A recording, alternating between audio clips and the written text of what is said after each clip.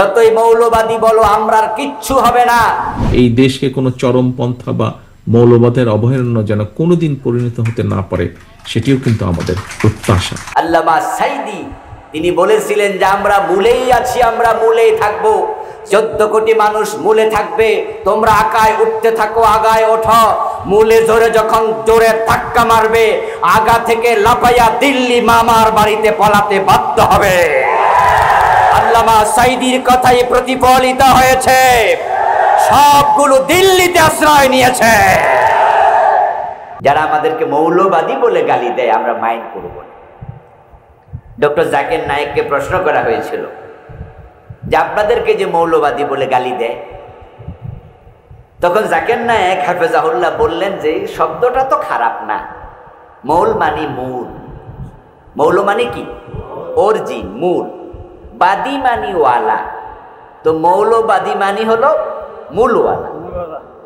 তো আমরা কি ইসলামের মূলে থাকতে চাই না আগায় উঠতে চাই? আমরা তো মূল জায়গায় থাকতে চাই, ঠিক না? তো আমরা তো মূলওয়ালা, ইসলামওয়ালা। তো আমাদেরকে তারা যদি মৌলবাদী বলে, যে মূলওয়ালা বলে, খারাপ কিছু তো বলে না, তবে তারা বলে খারাপ নিয়তে। সমস্যা এটা, তাদের উদ্দেশ্যটা খারাপ, শব্দটা কিন্তু খারাপ না। কিছু শব্দ আছে কালিমাতু হাক্কিন উরিদা বিহাল বাতিল, বলে কথা সত্য, উদ্দেশ্য ভালো না। তো জাকির নায়েক হাফেজাহুল্লাহ বললেন যে তারা মৌলবাদী বলছে, ফান্ডামেন্টালিস্ট আমাদেরকে বলছে শব্দ খারাপ না, উদ্দেশ্যটা ভালো না, এজন্য আমরা এটাকে ভালোভাবে নেই না।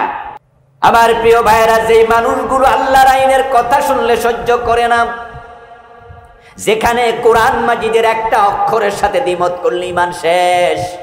আর এই দেশের লক্ষ লক্ষ মানুষ ডজন ডজন আইনের সাথে সংঘর্ষ করে চলছে। আমার আল্লাহ কোরআন মাজিদে বলছেন, সর ধরে হাত কাটো, 53 বছর একবারও কাটলেন না। আমার আল্লাহ বলছেন জেনা করলে 100 বেত লাগাও, অবিবাহিত হলে আর বিবাহিত হলে পাথর মারো। 53 বছরে আল্লাহর এই আইন একদিনের জন্য প্রয়োগ করেন নাই। আমার আল্লাহ তাআলা বলেছেন ডাকাতি করলে শুলে চড়াও, একদিনের জন্য তা করেন নাই।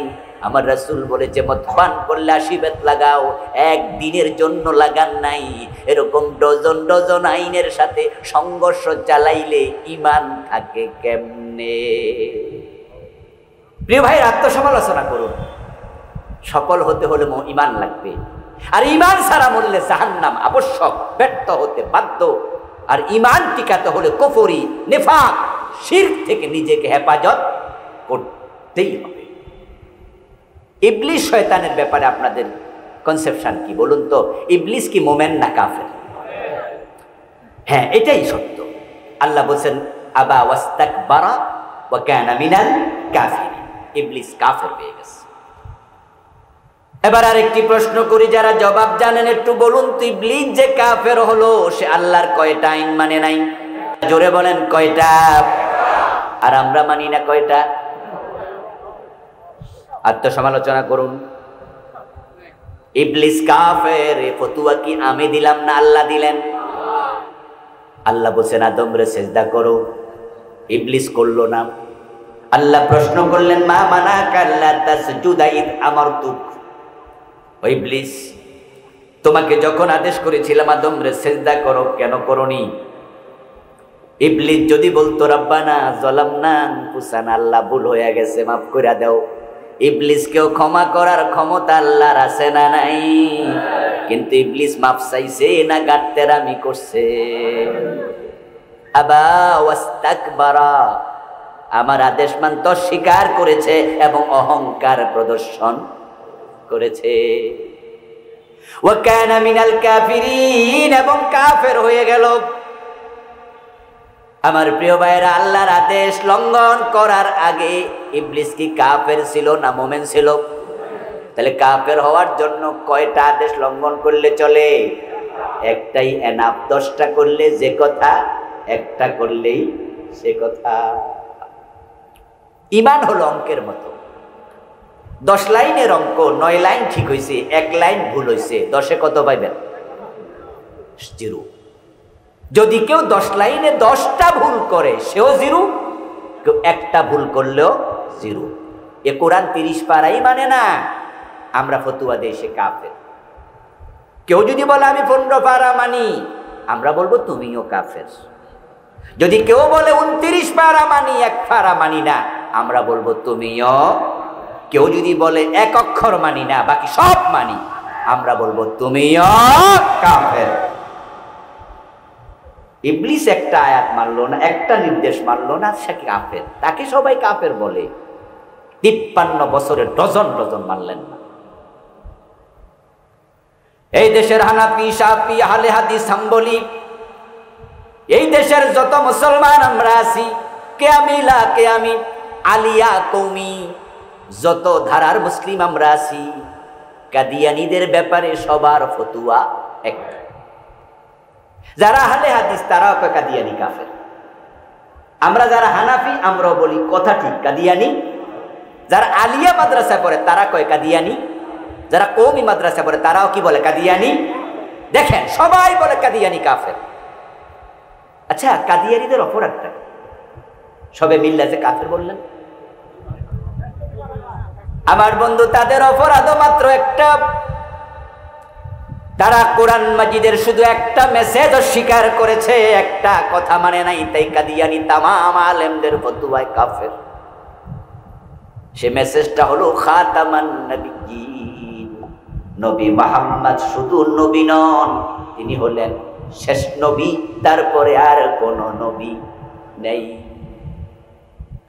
এই কাদিয়ানীরা কোরআন মাজিদের 4টা অক্ষর অস্বীকার করলো, খা, আলিফ, তা, মিম, খাতামান নবিয়্যিন, শেষ নবী, 4 অক্ষর, একটা মেসেজ। তারা বলে গোলাম আহমদ কাদিয়ান সেও নাকি নবী। নাউজুবিল্লাহ পড়েন। গোলাম আহমদ কাদিয়ান সেও নাকি নবী, অথচ তার জন্ম 1835 সনে। রাসূলুল্লাহ সাল্লাল্লাহু আলাইহি ওয়াসাল্লাম 610 সনের পর ঘোষণা করেছেন, আল্লাহর কিতাবের মাধ্যমে আমাদের জানাইছেন আমি শেষ নবী। আর 1835 সনে 1200 বছর পরে আইসা, 1400 বছর পরে আইসা, এই বেড়া 1300 বছর পরে আইয়া বেড়া কয় বেড়া নাকি নবী। একটা কথা উল্টা পাল্টা বলেছে, ইমান শেষ, 4 অক্ষর মানে নাই, খালিফ তামিম, ইমান নাই। এবার আত্মসমালোচনা করুন তো, আস-সারিকু ওয়াস-সারিকাতু ফাকতাউ আইদিয়াহুমা জাযাআম বিমা কাসাবা নাকালাম মিনাল্লাহ। এই আয়াতের মাঝে অক্ষর 4টা না আরো বেশি। এখানে আল্লাহ বলছে চোর নারী হোক আর চোর পুরুষ হোক, ধরে ধরে হাত কেটে দাও। কাদিয়ানী 4 অক্ষর মানল না, আপনারা এই আয়াত পুরাটাই 53 বছরে একদিনও মানেন। আয-যানিয়াতু ওয়াজ-যানি ফাজলিদু কুল্লা ওয়াহিদিম মিনহুমা 100 জালদা ওয়ালা তাখুযকুম বিহিমা রাফাতুন ফি দীনিল্লাহ। এখানে অক্ষর 4টা না বেশি। এই 53 বছরে এই আয়াত একদিনও মানেন নাই। বাংলা তো হলো জিনাকারিনী নারী, জেনাকারী পুরুষ, জেনা করলে 100 বেত লাগাও। এবং এই আইন বাস্তবায়নে তাদের প্রতি অন্তরে কোনো মায়া সৃষ্টি করা যাবে না। আমার প্রিয় ভাইরা, আল্লাহ তাআলা এবার সুযোগ দিয়েছে, তাওবা করুন, তাওবা করুন। আল্লামা হাফিজি হুজুর নামে একজন বাংলাদেশে বড় আলেম ছিল, নাম শুনছেন? হাফিজি হুজুরের নাম শুনছেন? যারা শুনছেন তারা একটু জোরে বলেন তো, শুনছেন? মাশাআল্লাহ, অনেকে শুনছেন। হাফিজি হুজুর রাহেমাহুল্লাহ, উনি একবার প্রেসিডেন্ট নির্বাচন করছেন। মার্কা ছিল কি? বটগাছ। উনাকে প্রেসিডেন্ট নির্বাচন যখন করে তখন প্রশ্ন করেছে সাংবাদিকরা তৎকালীন যুগে, যে হুজুর আপনি ইউনিয়নের চেয়ারম্যানও হইলেন না, আপনি এলাকার এমপিও হইলেন না, তাহলে আপনার চেয়ারম্যান হওয়ার অভিজ্ঞতাও নাই, এমপি হওয়ার অভিজ্ঞতাও নাই, মন্ত্রী হওয়ার অভিজ্ঞতাও নাই, ডাইরেক্ট খারাইছে কই? 1 নাম্বারটা প্রেসিডেন্ট নির্বাচন। কারণটা কি হুজুর? হুজুর তখন জবাব দিয়েছিলেন, আমি এতদিন পর্যন্ত মানুষরে ওয়াজ নসিহতে বলছি রাজনীতি করা হারাম, ইসলামে রাজনীতি নাই, এমন একটা চিন্তা আমার ভিতরে ঢুকছিল, ভুল চিন্তা। আমি মানুষের চিন্তা অনেকদিন কইছি রাজনীতি করিও না, রাজনীতি করা হারাম।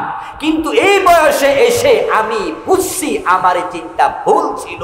বরং আমি এখন বুঝি ইসলামের রাজনীতি করা ফরজ। তাই আমি 1 নাম্বার নির্বাচন করে আল্লাহরে বুঝাইছি, আমি আল্লাহ তোমার কাছে সবচেয়ে উত্তম ভাবে তওবা করছি। এটার নাম দিয়েছি আমি তওবার রাজনীতি। আমার প্রিয় ভাইয়েরা, 53 বছর ধরে যারা এই চলমান সংবিধান, ধর্ম নিরপেক্ষ সংবিধানের পক্ষে ছিলেন, এমন নেতাদের ভোট দিচ্ছেন, এমন দলকে সাপোর্ট করেছেন যারা পাশ করে মানুষের আইনে দেশ চালাইছে, ডক্টর কামাল মিয়ার লিখা সংবিধানে দেশ চালাইছে, তাদের এবার তওবা করার সুযোগ আল্লাহ নিজে করে দিয়েছেন। এবার একটি সুযোগ এসেছে। অগাস্ট বিপ্লবের মাধ্যমে বর্তমানে বাংলাদেশের চলমান যে সংবিধান তার অধিকাংশ ধারা মুলতবি আছে। আপনারা জানেন যে বর্তমানে প্রেসিডেন্ট, প্রধানমন্ত্রীর যে ধারাটা, এটা কি চলমান না স্থগিত? প্রধানমন্ত্রী বলছে কেউ আছে? মন্ত্রী পরিষদের যে ধারাগুলো, ওই ধারাগুলো চলমান না স্থগিত? 300 এমপির যে ধারাগুলো আছে, ওই এমপিদের ধারাগুলো চলমান না স্থগিত? এইভাবে বর্তমান সংবিধানের অধিকাংশ ধারা স্থগিত আছে। সংবিধান ফলো করে বৈষম্য বিরোধী আন্দোলন হয়নি, সংবিধান ফলো করে উপদেষ্টা পরিষদের উপদেষ্টাদের নিয়োগ দেয়া হয়নি, সংবিধান ফলো করে প্রধানমন্ত্রী দেশ ছেড়ে ইন্ডিয়ায় পালিয়ে যায়নি। বরং এই সংবিধানের অসংখ্য ধারা যেহেতু স্থগিত আছে, আমরা যদি চাই এই সংবিধানকে পুরা পরিবর্তন করে এই সরকারকে গণভোটের মাধ্যমে কোরআনকে সংবিধান বানাতে বাধ্য করার সুযোগ এসে গেছে।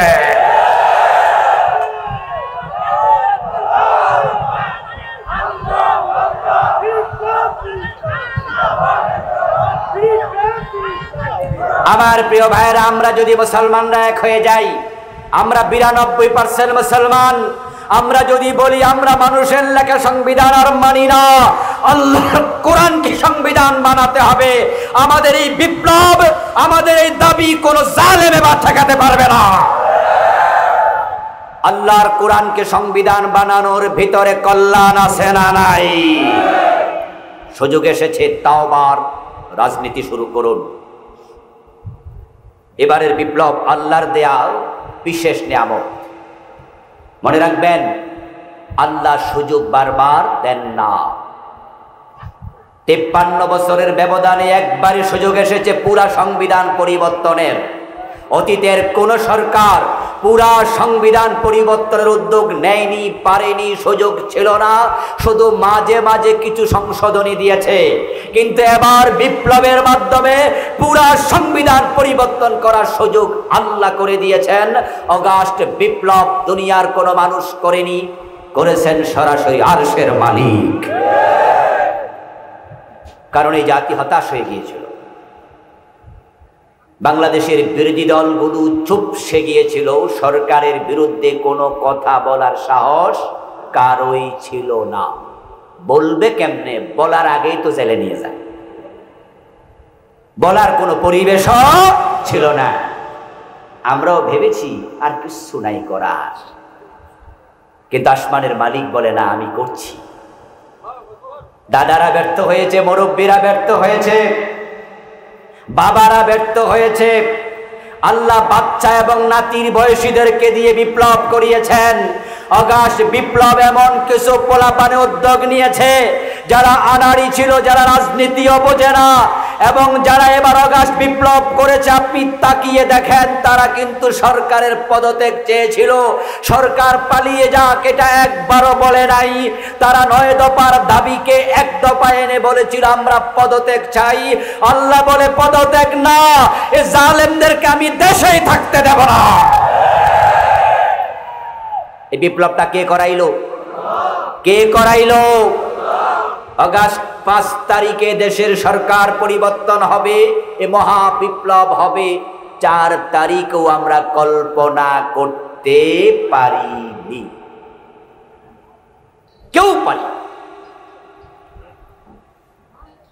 এবং যারা পরাজিত হলো পতিত স্বৈরাচার, ওরাও কিন্তু 5 তারিখের আগে এইভাবে পরাজিত হবে ভাবতেও পারেনি। যদি 4 তারিখে টের পাইতো, তাহলে যে মিয়া দাড়ি কামাইয়া দৌড় মারছিল আগে দৌড় মারতো না? যে মিয়া দরবেশ সাহেব দাড়ি মারি সাপ কইরা যে নৌকা দুইটা দৌড় মারছিল, যদি 4 তারিখে বুঝতো 5 তারিখে পলান লাগবে, আপনারাই বলুন তো হেলিকপ্টারে করে পালানোর মতো পয়সা করি দরবেশ সাহেবের ছিল কিনা? আমার প্রিয় ভাইয়ারা, ব্যাপারটি এই ছিল যে 5 তারিখে এভাবে শোচনীয় পরাজয় ঘটবে, 4 তারিখে এটা দরবেশও কল্পনা করতে পারে নাই। আল্লাহ তাআলা বিপ্লব আমাদেরকে আবার উপহার দিয়েছেন। এই জন্য ঈমান রক্ষার দাবিতে এবার আমরা কোরআনের পক্ষে ঐক্যবদ্ধ হতে চাই। আলেম ওলামাদের কাছে আমার বিনীত আরজ থাকবে, ইখতিলাফ এবার ভুলে যান, দয়া করে ফিকহি ইখতিলাফ এবার এক পাশে ঠেলে দেন। কেউ আমিন জোরে বলে, কেউ আস্তে বলে, বলুক। ইখতিলাফ ছিল, ইখতিলাফ থাকবে। যদি সব মাযহাব একসাথ করতে চান, কিয়ামত পর্যন্ত পারবেন না। এই জন্য আগেকার ইমামরা তারা ইখতিলাফও করেছে, কালেমার ব্যাপারে ঐক্যবদ্ধ থেকেছে। আপনি হাত বুকের উপরে বাঁধেন, আমি বুকের নিচে বাঁধি। আপনি জোরে আমিন বলেন, আমি আস্তে বলি। ইখতিলাফ ছিল, ইখতিলাফ থাকবে। 4 ইমামের ভিন্ন ভিন্ন 4টা মাসালা, এমন মাসালাও আছে না নাই? ইখতিলাফ তো ছিলই। এটা ইসলামের diversity. This is the beauty of Islam. কিন্তু আমরা আলেমরা ইখতিলাফকে কেন্দ্র করে বিচ্ছিন্ন হয়ে গিয়েছি, বিদায় কোরআন আজকে পরাজিত। এবার আমরা আলেমরা যদি এক হয়ে যায়, ইখতিলাফ পাশে ঠেলে দেব, কারণ কোরআন সুন্নাহর ব্যাপারে তো কোনো ইখতিলাফ নাই, ঠিক না? যদি আমি প্রশ্ন করি, ভাই আমি জোরে কেন বলেন? আপনি বলবেন যে হাদিসে আছে। আমাকে যদি বলেন যে আমিন আপনি কেন আসতে বলেন, আমিও বলি হাদিসে আছে। জিজ্ঞাসা করলাম, এই ভাই আপনি বুকের নিচে কেন হাত বাঁধেন, নাভির নিচে? বলে হাদিসে আছে। আচ্ছা আপনি বুকের উপরে বাঁধেন, সেও বলে হাদিসে আছে। দেখেন ইখতিলাফ হলো, কিন্তু দলিল খুঁজি কোথায়? সবাই মিলে হাদিস কোরআনে। এতে প্রমাণিত হলো ফিরে যাওয়ার জায়গা কোরআন এবং সুন্নাহ। আসুন আমরা আলেমরা এবার কমপক্ষে সেখানে ফিরে যাই। আলেমরা যদি একমত হয়ে যায়, জালেমরা লেজ তুলে পালিয়ে যাবে। এদেশের সংবিধান আল্লাহর কোরআনে হবে ইনশাআল্লাহ। এটা ঈমানের দাবিতে করুন। আদাফলাহাল মুমিনুন, সফল হবে সে মুমিন যে ঈমান নিয়ে মৃত্যুবরণ করবে। ওয়াল্লাযীনা হুম ফি সালাতিহিম খাশিউন, সফল হওয়ার জন্য দ্বিতীয় গুণ হলো যারা নামাজ পড়বে খুশু খুদুর সাথে। আমার বন্ধু, ইমানদার দাবি করলে হবে না, নামাজ পড়তেই হবে। যে নামাজ পড়ে না, ইমানের দাবি করার কোনো অধিকার তার নাই। অথচ আমাদের নিজের ঘরের দিকে একটু তাকান, 5 ওয়াক্ত নামাজ পড়ে না এমন সদস্য আমাদের কারো কারো ঘরে আছে না নাই? আজকের মাহফিলে 2-4 জন আছে যে 5 ওয়াক্ত নামাজ পড়ে নাই। এমনি মাহফিলে চলে যাইয়া বই রয়েছে, হুজুর ওয়াজ করেন, ওয়াজ মজা, নামাজ পড়ো।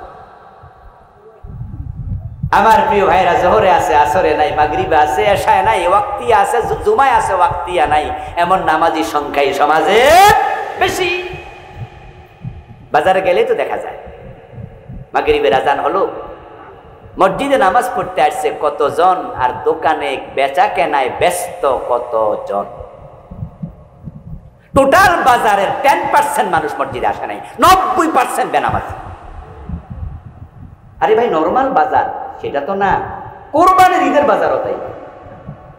এই যে কোরবানির গরু কিনতে যায়, কয়জন হিন্দু গরু কিনতে গেছে? কথা বলেন বলেন। কোরবানির গরু কিনতে হিন্দু গেছে, ইহুদি খ্রিস্টান গেছে, সবাই মুসলমান গরু কিনতে গেছে। আচ্ছা আসরের আজান যে হলো, বলুন তো গরু যারা কিনতেছে বেচতেছে নামাজে গেছে কয়জন, কয় পার্সেন্ট? ও মুসলমান, বলুন তো কোরবান করা ফরজ না ওয়াজিব? কিন্তু আসরের নামাজ কি ওয়াজিব না ফরজ? ওরা গুরুত্ব কোনটারে বেশি দিল? ওয়াজিব নিয়ে ব্যস্ত, ফরজের খবর নাই। আর ফজরের সময় তো মসজিদে গেলে ত্রাহি ত্রাহি ভাব, বড় কষ্ট লাগে। এমন মসজিদও আছে ইমাম আর মুয়াজ্জিন ছাড়া একটা মুসল্লিও। ক্ষমতা হলো কার হাতে? আল্লাহর হাতে। তাবারাকাল্লাযী বিয়াদিহিল মুলক। আমরা আল্লাহ তাআলার এই বক্তব্য থেকে যা স্পষ্ট জানলাম, বরকতময় সে আল্লাহ যার হাতে রাজত্ব।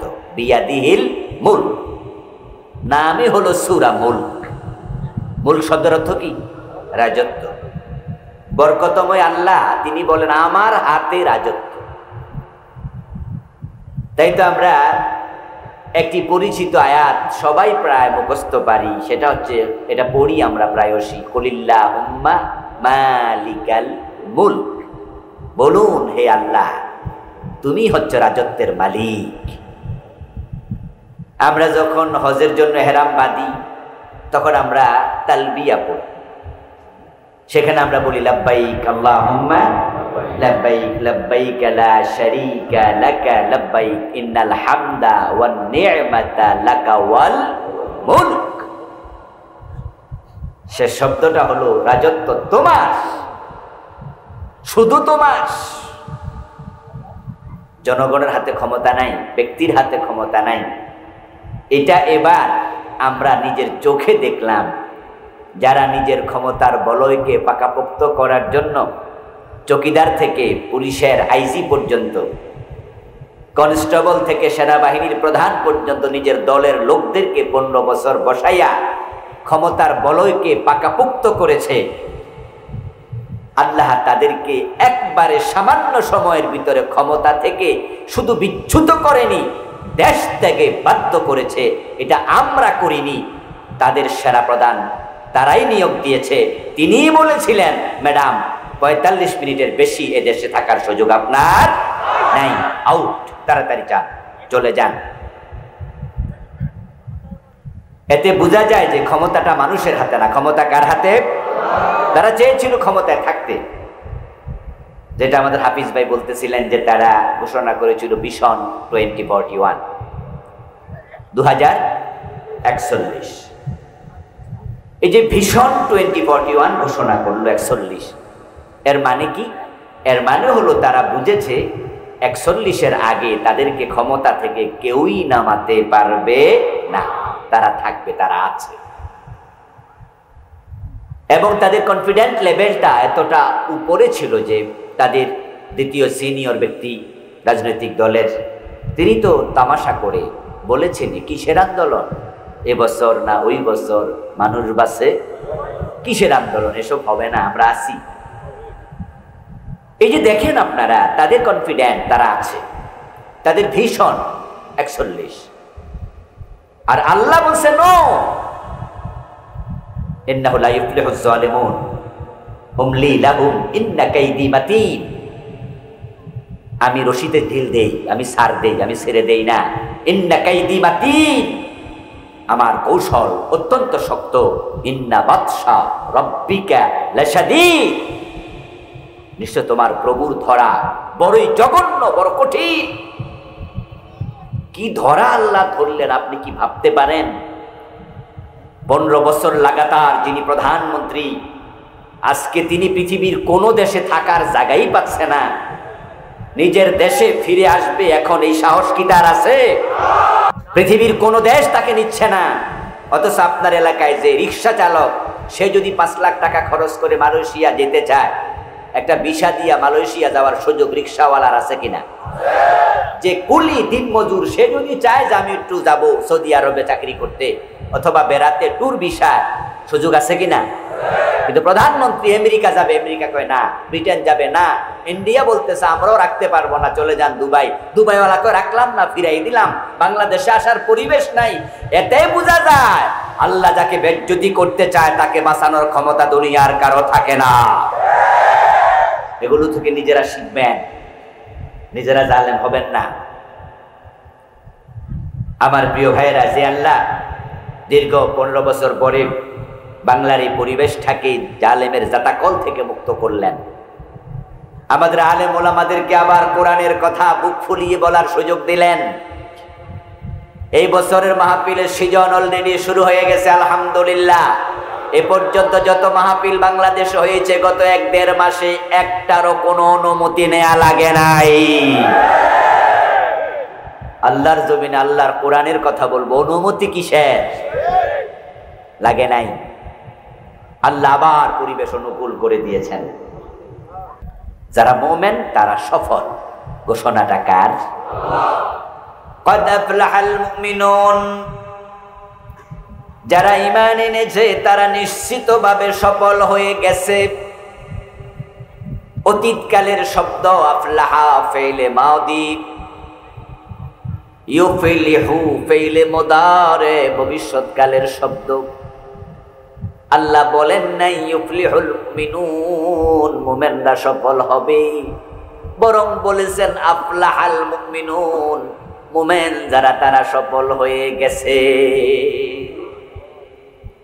মুমিনরা সফল হয়ে গেছে।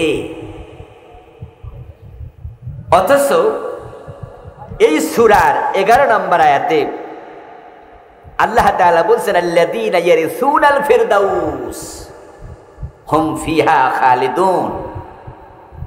সফল হওয়ার মানে হলো জান্নাতুল ফিরদাউসের মালিক হওয়া। মুমিনরা সফল হয়ে গেছে এর মানে মুমিনরা জান্নাতি হয়ে গেছে। সুবহানাল্লাহ পড়েন। আমরা মুমিনরা কি জান্নাত পেয়েছি না পাবো? তাহলে তো মোজারে সিগা হওয়া দরকার ছিল, কারণ জান্নাত পাইলে না সফল। আমরা তো ফেরদাউস এখনো পাইনি। আল্লাহ তাআলা অতীতকালের শব্দ বলার পিছনে যে কারণ মুফাসসিরগণ যা বলেছেন তার মাঝে অন্যতম একটি কারণ হলো অতীতকালের শব্দ বলে আল্লাহ সফলতার নিশ্চয়তা বুঝাচ্ছেন। সুবহানাল্লাহ। এর মানে মুমিনরা জান্নাত পাবে, এতে কোনো সন্দেহ নাই। আচ্ছা, জান্নাতে কি কোনো কাফের যাবে? মনে রাখবেন, জান্নাত কিন্তু সাম্প্রদায়িক জায়গা, আর জাহান্নাম হলো অসাম্প্রদায়িক জায়গা। জাহান্নামে হিন্দুও থাকবে, বৌদ্ধ থাকবে, খ্রিস্টান থাকবে, ইহুদি থাকবে, মুনাফেক থাকবে, কাফের থাকবে। বাংলাদেশে যারা ইসলামের বিরোধিতা করে টুপিদারি আছে, টুপিদারিওয়ালা ইসলাম বিরোধী গুলাও থাকবে। জাহান্নামী কি এক জাতি না সব জাতি? এবার বলুন তো, মোমেন ছাড়া জান্নাতে কেউ থাকবে? এজন্যই বললাম এটা এক জাতির জায়গা, তাই এটা সাম্প্রদায়িক জায়গা। তো যারা আমাদেরকে সাম্প্রদায়িক বলে গালি দেয় আমরা মাইন্ড করব না, কারণ যারা শুধু মুমিন তারাই তো জান্নাতি, ঠিক না? قال النبي صلى الله عليه وسلم من قال لا إله إلا الله ثم مات عليه دخل الجنة।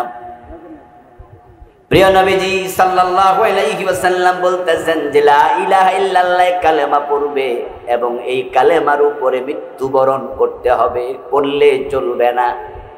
ঈমান নিয়ে মৃত্যুবরণ করবে, দাখালাল জান্নাহ।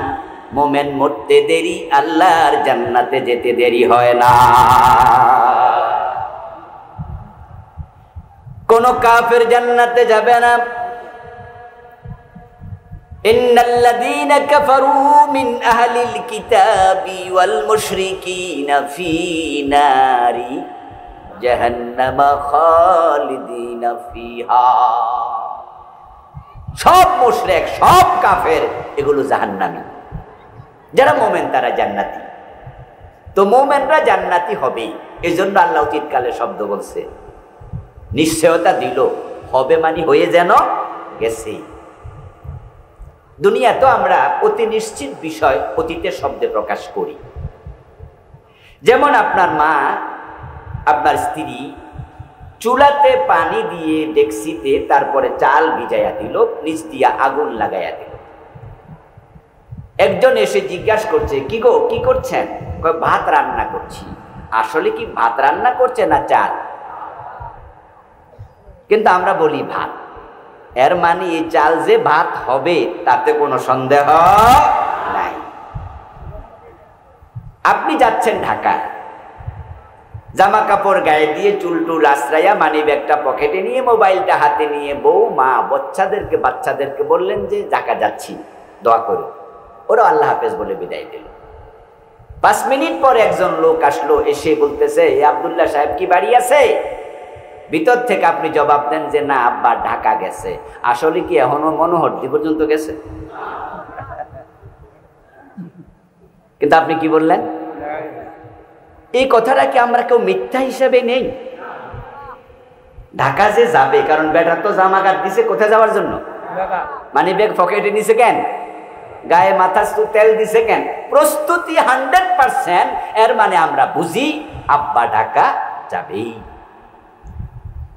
এই জন্য আমরা এই কথাটাকে কেউ মিথ্যা মনে করি না, আমরা নিশ্চয়তা বুঝি। যারা ঈমান আনে, আমার রব এতটাই নিশ্চয়তা দিলেন, তিনি বললেন, মুমিন তুমি সফল হয়ে গেছো। সুবহানাল্লাহ। মুমিনের সফলতা জান্নাত। এই জন্য হযরত ওমর রাদিয়াল্লাহু তাআলা আনহু বলেছেন, তোমরা তো সফলতা মনে করো টাকা, সফলতা মনে করো ক্ষমতা। এজন্য নির্বাচন করছে মেম্বার, চেয়ারম্যান, এমপি।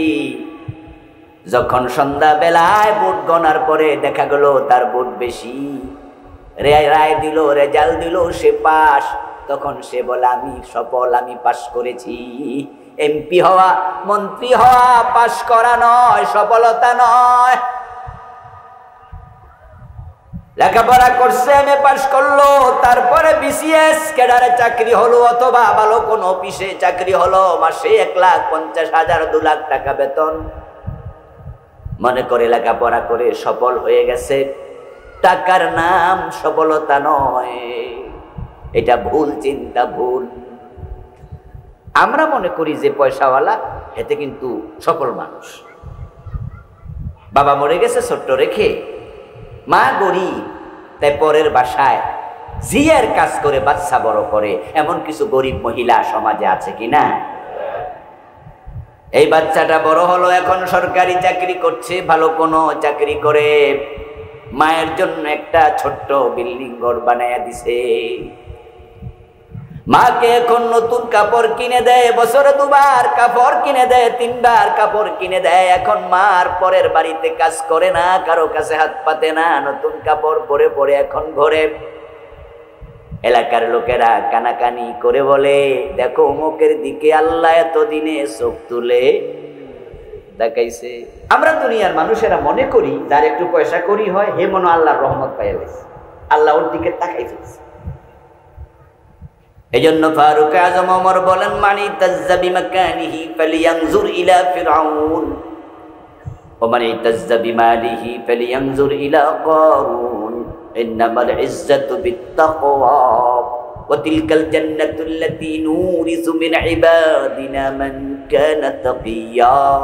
ক্ষমতাওয়ালা হলে বড় ভাবো আমি সফল, আমি ওমর তো দুনিয়ার প্রেসিডেন্ট, অথচ আমি কি বলি শোনো, যে ব্যক্তি মনে করে ক্ষমতা পাইলে সফল হয়, আমি তাকে পরামর্শ দিব, ফেরাউনের দিকে একটু তাকাইয়া দেখো।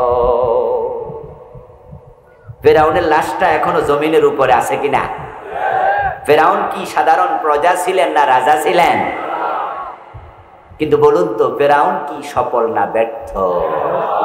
এতটা ব্যর্থ, পৃথিবীতে তার নামে কোনো মানুষ সন্তানের নাম রাখে। ফেরাউন মূলত কোনো নাম নয়, এটা মিশরের প্রেসিডেন্টের উপাধি ছিল। ওর নাম ছিল দ্বিতীয় রামসিস, সেকেন্ড রামসিস। কিন্তু সে এতটা বিখ্যাত রাজা ছিল মিশরের, পাবলিকের কাছে মনে হয় ফেরাউন মানেই একটা ব্যক্তি, অথচ ফেরাউন একটা ব্যক্তি না, এটা হচ্ছে রাজাদের উপাধি।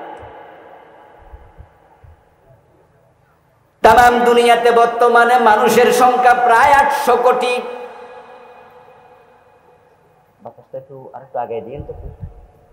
প্রায় 800 কোটি মানুষের মাঝে ফেরাউন নামে একজন মানুষের নামও পাবেন না, বরং এখন ফেরাউন শব্দটা হয়ে গেছে একটা গালি। অথচ সে মিশরের প্রেসিডেন্ট ছিল। আল্লাহ তাআলা ফেরাউনের মতো ক্ষমতাওয়ালাকে এমন বেজ্জতি করলেন, সে মরে গেল সাগরে ডুবে, কিন্তু তার লাশটা আল্লাহ পৌঁছতে দিলেন। আল্লাহ তাআলা বললেন, আল-ইয়াওমা নুনাজ্জিকা বিবাদানিকা লিতাকুনা লিমান খালফাকা আয়া। ও ফেরাউন, তোকে পানিতে ডুবাইয়া মারলাম, কিন্তু তোর লাশ পানিতে গলবে না, পচবে না, হাঙ্গর তিমি তোর লাশ খাবে না, বরং তোর লাশটাকে আমি রেখে দেব 3100 বছরের মতো লোহিত সাগরে তার লাশ বাসমান ছিল, পানি তার লাশ পচাতে পারে নাই। 3100 বছর পানিতে বাসমান ছিল। আল-ইয়াওমা নুনাজ্জিকা বিবাদানিক, আল্লাহ বলে তোর দেহকে আমি বাঁচাইয়া রাখবো। কেন? লিতাকুনা লিমান খালফাকা আয়া, তোর দেহটা বাঁচাইয়া রাখার কারণ পরবর্তী যুগের লোকেরা তোর লাশ দেখে দেখে শিক্ষা নেবে, যেন তারা তোর মতো জালেম না হয়। কিন্তু ইতিহাসের সবচেয়ে বড় শিক্ষা হলো, মানুষ ইতিহাস থেকে শিক্ষা নিতে চায় না, ইতিহাস থেকে শিক্ষা নিতে চায় না। ফেরাউনের লাশ এখনো মিশরের জাদুঘরে আছে। সে প্রেসিডেন্ট ছিল, কিন্তু এতটাই ব্যর্থ প্রেসিডেন্ট, এতটাই বেজ্জতি আল্লাহ তাকে করেছেন মানুষের কাছে। তার লাশটা যদি জাদুঘরে না রেখে ওই মিশরের ন্যাশনাল মিউজিয়াম, আমিও দেখতে গিয়েছি কয়েক বছর আগে, 7-8 বছর আগে গেছিলাম, দেখে আসছি। একটা কাচের গ্লাসের ভিতরে, বক্সের ভিতরে শোয়া রাখছে, শটান শুয়ে আছে। ওর লাশটাকে যদি কাচের বক্সের ভিতরে না রেখে ন্যাশনাল মিউজিয়ামের মাঠের মাঝে রাখতো, খোলা ময়দানে, মানুষ তাকে চান্স পাইলে জুতা দিয়া পিটাইত,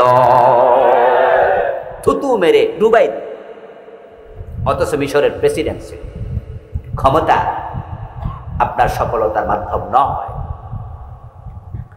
হযরত ওমর বলে, মান ইতাজ্জা বিমালিহি ফালিয়ানজুর ইলা কারুন।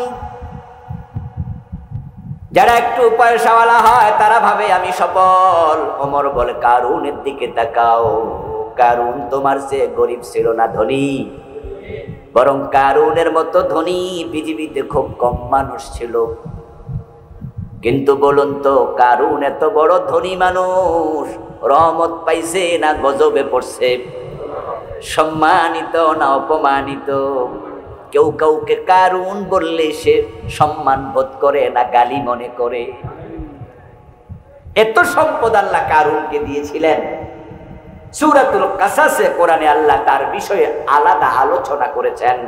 আল্লাহ বলছেন, আতাইনাহু মিনাল কুনুজ, আমি কারুনকে গুপ্তধনের ভান্ডারগুলোর মালিক বানিয়ে দিয়েছিলাম।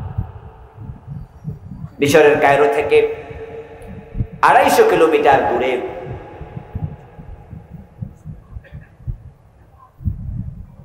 প্রায় 250 কিলোমিটার দূরে একটা জেলা, তার নাম ফাইয়ুম।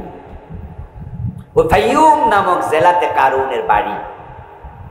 ওখানে আল্লাহ তাআলা তাকে তার মিল, ইন্ডাস্ট্রি, ক্ষেত খামার, বাড়ি ঘর, তার যা ছিল সব সহ একসাথে মাটির নিচে ধসায়। নাউজুবিল্লাহ পড়েন। ওটা দেখতে আমি গিয়েছিলাম, দেখেছি বিশাল এক সাগরের মতো বিশাল এলাকা, পানিগুলো নোংরা, ময়লা, কর্দমাক্ত, দুর্গন্ধযুক্ত। আমার প্রিয় ভাইরা, কারুন পয়সাওয়ালা কিন্তু সফল নয়। বলুন তো, কারুন কি জান্নাত পাইছে? টাকা পাইছে, জান্নাত পায় নাই, তাই ব্যর্থ। ফিরআউন কি জান্নাত পেয়েছে? পাবে। ক্ষমতা পেয়েছে, জান্নাত পায় নাই, তাই ব্যর্থ। এবার বেলালের দিকে তাকান। বেলাল কারুনের মতো পয়সাওয়ালা ছিলেন না, ফেরাউনের মতো ক্ষমতাওয়ালাও ছিলেন না। আওয়াজ দিয়ে বলুন তো প্রিয় ভাইয়েরা, বেলাল ব্যর্থ না সফল? এমন সফল, এই নামটাই আমাদের কাছে মহাব্বতের নাম, ঠিক কিনা? এই নামে যদি আমরা কাউকে ডাকি, আলাদা একটা মহাব্বত অনুভব করি। ওই কালো বেলাল ছিলেন দাস, ওনার বাবা ছিলেন দাস, দাসের ছেলে, দাসের ঘরের দাস। কিন্তু রাসূলুল্লাহ সাল্লাল্লাহু আলাইহি ওয়াসাল্লাম মেরাজ থেকে ফিরে এসে বলেন, বেলাল, আমি মেরাজের রাতে জান্নাতে ঢুকেছি, আমার আগে আগে জান্নাতের ভিতরে তোমার পায়ের শব্দ শুনেছি। বেলাল এতটা সফল মানুষ, যদি আমরা আজকে বেলালকে পেতাম আমরা কান্দে নিয়ে নাচতাম। নিজের গায়ের জামাটা খুলে বেলালের পায়ের ধুলা বালিগুলো মুছে দিতাম, বেলালের হাতে, বেলালের কপালে, বেলালের পায়ে চুমু দিতাম। বেলাল বড় সম্মানী, টাকা নাই, ক্ষমতা নাই। হযরত ওমর যখন প্রেসিডেন্ট, বেলাল তখন থাকতেন সিরিয়ায়। রাসূলুল্লাহর ইন্তেকালের পরে বেলাল আবু বকরের কাছে গেলেন, গিয়ে বললেন, রাসূলের খলিফা আবু বকর, আমি মদিনায় থাকতে চাই না, আমাকে আপনি একটু ছুটি দেন, আমি দূরে কোথাও চলে যেতে চাই। আবু বকর রাদিয়াল্লাহু তাআলা আনহু জিজ্ঞাসা করলেন, বেলাল, কেন আপনি চলে যেতে চান, কারণ কি? বেলাল জবাব দেন, আমি আজান দিলে রাসূল দাঁড়াতেন ইমামের জায়গায়, কিন্তু এখন রাসূল নাই, তাই আমার আজানের পরে আর মদিনার মসজিদ ভালো লাগে না, আমার খুব কষ্ট লাগে। আবু বকর বললেন, বেলাল, রাসূলও নাই, রাসূলের মুয়াজ্জিনও নাই, আমার বুঝি কষ্ট লাগবে না? এই জন্য আমি আপনাকে অনুমতি দিলাম না, দয়া করে আপনি যাবেন না, আপনাকে দেখে আমি মনে প্রশান্তি পাই। কিন্তু ওমর যখন ক্ষমতা আসলেন, হযরত বেলাল তখন সিরিয়ায় চলে গেলেন। মাঝে মাঝে রাসূলকে সালাম দিতে মসজিদে নববীতে নামাজ পড়তে আসতেন, ওমরের বাড়িতে যেতেন দেখা করতে। হযরত ওমরের বাড়িতে বেলাল যখন যেতেন, ওমর চেয়ার থেকে লাফ দিয়া উঠে ঘরের দরজা পর্যন্ত চাদর টানতে টানতে দৌড়াইয়া যেতেন আর বলতেন, আতানা সাইয়্যিদুনা বেলাল, আমার কাছে আমার নেতা বেলাল এসেছে, আতানা সাইয়্যিদুনা বেলাল, আমি অর্ধ দুনিয়ার মানুষের নেতা। ওমর বলেন যে বেলাল হলো আমি ওমরের নেতা। বেলাল জান্নাতি মানুষ, এজন্য জান্নাত পাওয়ার উপরে ডিপেন্ড করবে, নির্ভর করবে সফলতা এবং ব্যর্থতা। থাকার জন্য ঘর নাই, খাওয়ার জন্য খাবার নাই, পরিধান করার জন্য কাপড় নাই, গরিব মানুষ, কিন্তু নিজের নাম জান্নাতীদের কাতারে অলরেডি ঢুকাইয়া ফেলছে। নামাজ ছাড়ে না, রোজা ছাড়ে না, হারাম খায় না, কম খায়া থাকে, উপাস থাকে, অন্যের হক টাচ করে না, এমন দু চারজন গরিব মানুষও আছে। আমার দোস্ত, যে মানুষটা নিজের নাম আল্লাহর জান্নাতি মানুষের কাতারে ঢুকাইয়া দিছে, সে মূলত সফল হয়ে গেছে। কাদ আফলাহাল মুমিনুন, এটাই হলো আসল মুমিন। আর যার বিঘা বিঘা জমি আছে, কোটি কোটি টাকা আছে, রাষ্ট্রের বড় চেয়ারটা আছে, নিজের দখলে ক্ষমতা আছে, কিন্তু নিজের নামটা জান্নাতীদের কাতারে নাই, এই লোকটা সফল না, এটা ব্যর্থ, এটা ব্যর্থ, এটা ব্যর্থ। সে জান্নাত পাবে না, সে কিচ্ছু পায় নাই, তার মতো কাঙ্গাল দরিদ্র আর সফল হতে চাইলে নিজের নামটা জান্নাতীদের কাতারে ঢুকানো দরকার আছে না নাই? সফল কারা হবে? আল মুমিনুন, যারা মুমিন হয়। অতটুকু শুনে তো আপনারা মনে মনে অনেকে খুশি, যাক তাহলে আমিও সেখানে আছি, কারণ আমি তো একজন মুমিন। হ্যাঁ প্রিয় ভাই, যদি আপনি মুমিন হন তাহলে নিশ্চয়ই আল্লাহ আপনাকে সুসংবাদ দিয়েছেন, আপনি খুশি হতেই পারেন। কিন্তু কালেমা পড়লেই কি মুমিন হওয়া যায়? সমস্যাটা এখানে। আমাদের দেশে কালেমাওয়ালার অভাব নাই, টুপিওয়ালা দাড়িওয়ালার অভাব নাই, কিন্তু ঈমানওয়ালার বড় অভাব চলছে, বড় আকাল চলছে। এমন মসজিদও পাওয়া যায় যে মসজিদের ইমাম কাফের, মুয়াজ্জিন কাফের, এমন মসজিদ আছে যে মসজিদের মুসল্লিগুলাও কাফের। আজকের মাহফিলে বসে আছেন, মাথায় টুপি, মুখে দাড়ি, অথচ আপনার ওই ঈমান নাই। ঈমান যে নাই, আপনি বেঈমান, এটা হয়তো আপনি জানেনই না। কেমনে জানবেন? ইলমের তো বড় অভাব। যেই কাজ করলে কুফরি হয়, সে কাজগুলো কয়জনে জানেন? যেই কাজ করলে শিরিক হয়, এই কাজগুলো কয়জনে জানেন? যেই কাজ করলে নেফাকে ইতিকাদি হয়, এই নেফাকে ইতিকাদি গুলো কয়জনে চিনেন? এই বইতে আমি কুফর লিখেছি 56টা। বইয়ের নাম দিয়েছি ঈমান, কুফর ও নিফাক। এই বইতে আমি শিরিক লিখেছি 29টা, নাম দিয়েছি শিরক, প্রচলিত শিরক ও তা থেকে বাঁচার উপায়। প্রিয় ভাইরা, আপনি যদি শিরকে লিপ্ত হন, আপনার ঈমান চলে গেছে। যতই নামাজ পড়েন, আপনি নামাজি কাফের। যদি আপনি কুফরি করেন, আপনার ঈমান চলে গেছে। আপনি যতই রোজা নামাজ করেন, হজ করেন, আপনি হাজী সাহেব মুশরিক। মসজিদে গিয়ে নামাজ পড়ে আবার পীরের বাড়িতে গিয়ে পীরের পায়ে সেজদা মারে, এমন নামাজি বাংলাদেশে আছে না নাই? এই নামাজিটা মোমেন না মুশরিক? এটা মুশরিক নামাজি।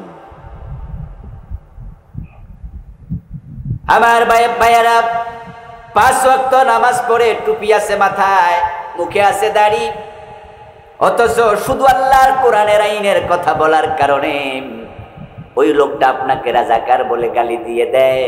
নামাজি মানুষ আল্লাহর কোরআনের আইনের কথা শুনে খতিবের বিরুদ্ধে ষড়যন্ত্র শুরু করে। শুধু আল্লাহর কোরআনের আইনের কথা বলার কারণে ইমামের চাকরি চলে গেছে।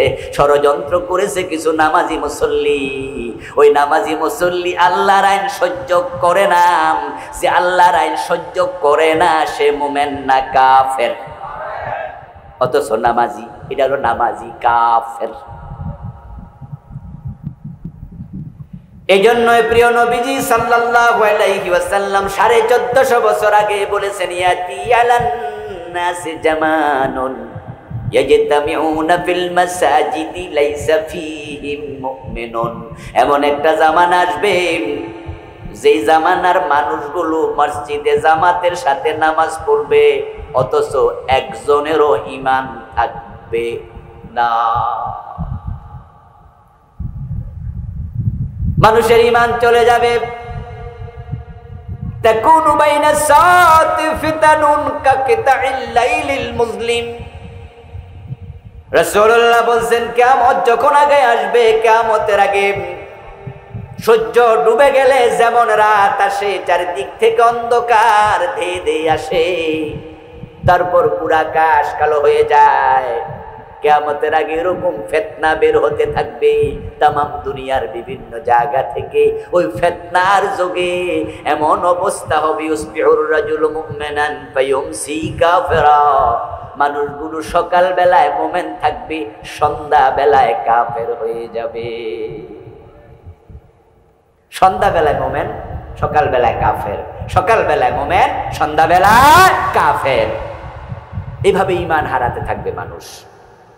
হারাতে হারাতে অবস্থা এমন হবে, নামাজিদের মাঝে বেঈমানের অভাব হবে না। আমার প্রিয় ভাইরা, 3টি কাজ করলে ঈমান চলে যায়। কয়টি কাজ? কথা বলেন না, কয়টা? 3টা কাজ করলে ঈমান চলে যাবে। ঈমান কি জানেন? ঈমান হলো অন্তরের বিশ্বাসের নাম। ইমাম আবু হানিফা রাহিমাহুল্লাহ বলেছেন, আল ঈমানু হুয়া তাসদীকু বিল জিনানি ফাকাত। অন্তরে বিশ্বাসের নাম ঈমান। এই অন্তরে বিশ্বাস যেটা, এর বিপরীতে অন্তরে উল্টা কিছু ঢুকলে সাথে সাথে ঈমান। কি বিশ্বাসের নাম ঈমান?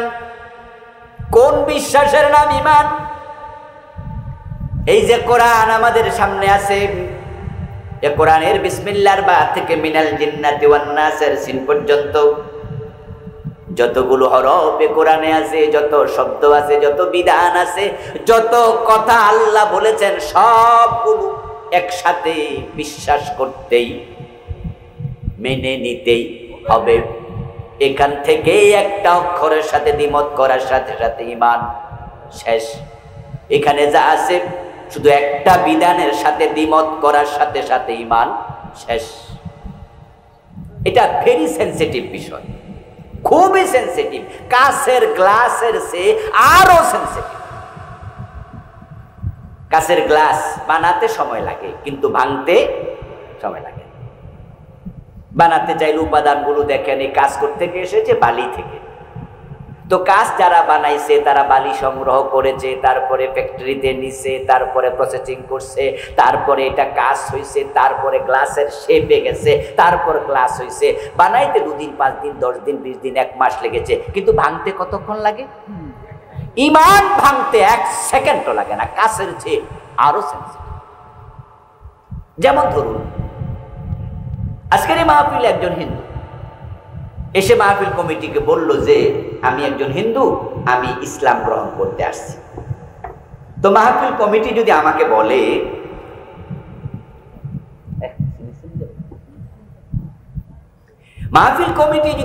বলে আমি তখন বলবো ওকে ওকে তাকে নিয়ে আসেন, বলবো না? আমার ভাই মুসলিম হবে, এটা তো আমার সৌভাগ্য, তাকে কালেমা পড়াবো, নিয়ে আসেন।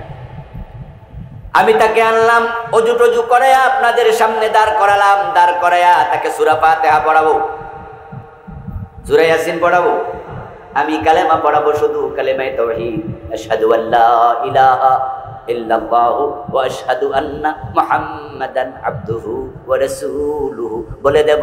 সে আমার সাথে সাথে পড়বে, পড়ার পরে বলবে এই ভাই এখন থেকে মুমিন। আমি কোলাকুলি করব, আপনারাও তার সাথে মুসাফা করার জন্য অপেক্ষা করবেন। এবং আমরা জানি নাল ইসলাম ইয়াহদিমু মা কানা ক্বাবলাহু, যে কালেমা পড়ে আল্লাহ কালেমা পড়ার সাথে সাথে অতীত জীবনের সব গুনাহ ক্ষমা করে নিষ্পাপ বানায়া দেয়। আমরা ভাববো এই ভাইটা এখন নিষ্পাপ, সে মুসলিম। ওর সাথে আমরা কোলাকুলি করলাম, হ্যান্ডশেক করলাম, বিদায় দিলাম, তাকে বললাম যাও তুমি আবার এখন থেকে মুসলিম। হঠাৎ করে ঢাকার বকশীবাজার তার সাথে আমার দেখা। 2-4 বছর পরে আমি দেখলাম সে কাদিয়ানীদের মসজিদ থেকে বের হচ্ছে। বকশীবাজারে কাদিয়ানীদের মসজিদ আছে না? আহমদিয়া মুসলিম জামাতের মসজিদ আছে। ওখান থেকে বের হতে দেখে আমি তাকে বললাম এই এই ছেলে, যুবক এদিকে আসো ভাই। আসার পর আমি বললাম তুমি এই মসজিদে ঢুকছো কেন?